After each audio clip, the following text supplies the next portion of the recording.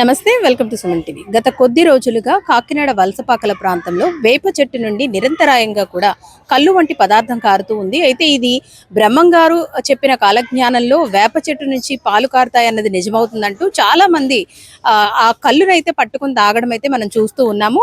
దాదాపు రోజుకి 10 లీటర్ల వరకు ఈ లిక్విడ్ వస్తుందంటూ కూడా చెబుతూ ఉన్నారు. అయితే ఇది నిజంగా శాస్త్రమా, సైన్సా, ఎందుకు అలా జరుగుతుంది? మనతో పాటు కేసరి శ్రీనివాస్ గారు ఉన్నారు, జన విజ్ఞాన వేదిక నుంచి. సార్ నమస్తే అండి. వేప చెట్టు నుంచి కళ్ళు కారడం అంటే చాలా మంది ఏమంటున్నారంటే బ్రహ్మంగారి కాలజ్ఞానంలో చెప్పిన ఒక అంశం నిజమైంది, ఇది దైవ మహత్యమో లేదంటే బ్రహ్మంగారు చెప్పింది నిజమవ్వడమో, మొత్తానికి ఆ లిక్విడ్ ఏదైతే ఉందో అదంతా పట్టుకొని తాగడం పిల్లలు కూడా పట్టిస్తూ ఉన్నారు. ఏంటి సార్ అసలు ఏం జరుగుతుందంటారు? ఈ దైవత్వానికి ఆపాదించడం అనేది, ఆధ్యాత్మికంగా ఆలోచించడం అనేది తప్పుగా భావిస్తున్నాను. ఎందుకంటే వేప చెట్టులో అంటే వృక్షాల్లో ఉండేటువంటి జీవన క్రియల్లో భాగంగా కొన్ని వృక్షాల నుంచి కొన్ని రసాలు రావడం అనేది జరుగుతుంది. ఈ రసాలు ఈ బెరడు ఈ చెట్టు నుంచి బయటకు వచ్చినప్పుడు గాలితో కలిసినప్పుడు అది పాల రంగులోకి రావడం అనేది జరుగుతుంది. బేసిక్గా వేప చెట్టు నుంచి అది గత 15-20 రోజుల నుంచి వస్తుందని చెబుతున్నారు. అదేంటంటే ఈ వేప చెట్టుకి ఏదైనా గాయం తగిలినప్పుడు కానీ, ఏదైనా ఫంగస్ కానీ, బ్యాక్టీరియా కానీ వ్యాపించినప్పుడు కానీ ఆ లోపల ఉండేటువంటి జైలం, ఫ్లోయం అనేటువంటి 2 భాగాలు ఉంటాయండి. అంటే వృక్షాల్లో జైలం, ఫ్లోయం అనేది ఏం చేస్తుందంటే రసాలని, పోషకాలని చెట్లకు అందిస్తుంది. నీటిని కానీ, పోషకాలను కానీ చెట్లకు అందించేటువంటి జైలం, ఫ్లోయం అనేటువంటి వాటిలోంచి కొన్ని రసాలు వస్తాయి. ఈ రసాలు అనేది బయటకు వచ్చినప్పుడు పాల రూపంలో అది అందులోకి వేప కానీ, గన్నేరు కానీ ఇట్లాంటిలో పాల రూపంలో వచ్చేటువంటి పరిస్థితి కనిపిస్తుంది. అయితే ఇది పూర్తిగా వృక్ష శాస్త్రానికి సంబంధించిన విషయం. అది ఏదో ప్రపంచంలో చాలా చోట్ల చాలా విషయాలు జరుగుతుంటాయి. కొన్ని వృక్షాల నుంచి వాటర్ వస్తుందని, కొన్ని వృక్షాల నుంచి పాలు కారుతున్నాయని, కొన్ని వృక్షాల నుంచి జిగురు లాంటి పదార్థం రెగ్యులర్గా వస్తుందని, ఇటువంటి అనేకమైన సంఘటనలు మనం చాలాసార్లు చూసాం. ఇది కూడా అటువంటి ప్రక్రియగా భావించాలి తప్ప దీన్ని ఒక వీరబ్రహ్మం గారికి వీటికి ముడిపెట్టి చెప్పడం అనేది కరెక్ట్ కాదనేది మా అభిప్రాయం. ముఖ్యంగా వేప చెట్టు అనేది చూసుకున్నప్పుడు మనకేంటంటే వేప బెరడు కానీ, ఆకులు కానీ, కాయలు కానీ మనకి ఆయుర్వేదానికి వీటికి పనిచేస్తాయండి. ఎందుకంటే వేపని సర్వరోగ నివారణ అని చెప్తారు. కానీ వేప రసం అయితే ఏదైతే శాప ఏదో వస్తుందో దాన్ని మాత్రం తీసుకోవడం అనేది మంచిది కాదు. ఎందుకంటే దానివల్ల అనారోగ్యం. ఇప్పుడు ప్రజెంట్ ఏంటంటే ఒక రకమైనటువంటి ఆలోచనలు ఉంటారు. దాన్ని ఏమని చెప్పాలంటే అందరూ ఒకే రకమైనటువంటి సైకలాజికల్గా ఒకే రకమైన ఆలోచిస్తున్నప్పుడు ఖచ్చితంగా ఇది కూడా ఇదేదో ఒక దేవుడు ఇచ్చినటువంటి రసం, కళ్ళు లాంటిది ఇది అని చెబుతున్నారు. వాళ్ళు కళ్ళు లాంటిది, కళ్ళు టేస్ట్ వేరేగా ఉంటుంది. అంటే అక్కడ చెట్టు చుట్టూ కూడా సార్ మనకి కళ్ళు ఏ విధంగా స్మెల్ వస్తుందో అదే స్మెల్ వస్తుంది. అంటే అది ఫర్మెంటేషన్ అవ్వడం వల్ల వచ్చిన స్మెల్ అని చాలా మందికి తెలియదు.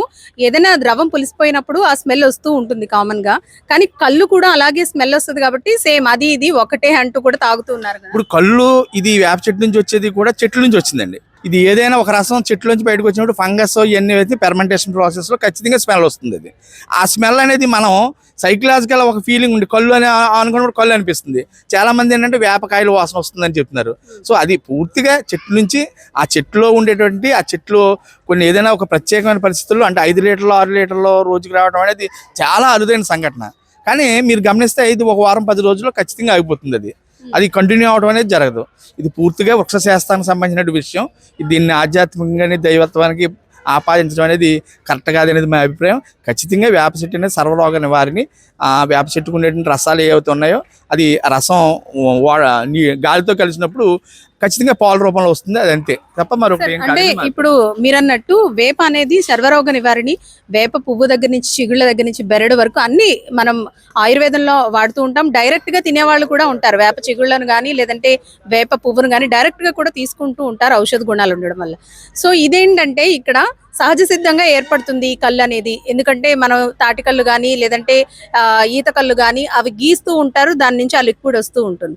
ఇది సహజ సిద్ధంగా ఏర్పడింది కాబట్టి తాగితే ఇంకా మంచిది అనుకుంటున్నారు కదా, ఏం చెప్తారు సార్?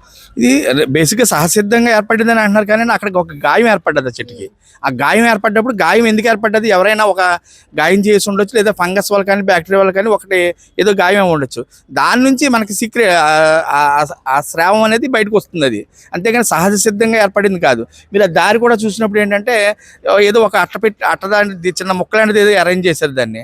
సో ఇది ఏదో ఒక గాయం ఏర్పడి వచ్చిందే తప్ప అది సహజ సిద్ధంగా చెట్టు నుంచి వచ్చేది కాదని అభిప్రాయం ఉన్నది. అంటే మనిషి శరీరానికి గాయం అయితే ఏ విధంగా ఉంటుందో మనిషి శరీరానికి గాయం అయితే ఏ విధంగా రక్తం వస్తుందో చెట్టుకు కూడా అదే వస్తుంది. ఇప్పుడు సహజసిద్ధంగా ఇటువంటి చెట్టుకి ఏమి ఉండదు. దీన్ని మనం ఒక చిన్న గాయపరిచినప్పుడు ఏమన్నా ఆటోమేటిక్గా దీని నుంచి కొంత వస్తుంది. సో అది జైలం ఫ్లోయం నుంచి ఉండే ఆ రసాయనాలు రసాలు ఏవైతే ఉన్నాయో ఆ శాపది గమ్ము ఏదైతే ఉందో అన్ని మిక్సర్ అవి ఈ విధంగా వస్తుంది అనేది మా అభిప్రాయం. సో ఇది తాగడం మంచిది కాదండి. ఇది తాగడం 100% మంచిది కాదండి. ముఖ్యంగా వృద్ధులు కానీ పిల్లలు కానీ తాగితే విరోచనాలు రావడం కానీ కడుపు నొప్పి రావడం కానీ ఖచ్చితంగా జరుగుతుంది. అంటే ఈ రోగ నిరోధక శక్తి ఎక్కువ ఉన్న వాళ్ళు తాగినప్పుడు అంత వెంటనే కనిపించదండి, తర్వాత కనిపిస్తుంది. వేప బెరడు ఆకులు కాయలు తప్ప ఇటువంటి రసాలు తాగడం అనేది అంత మంచిది కాదు.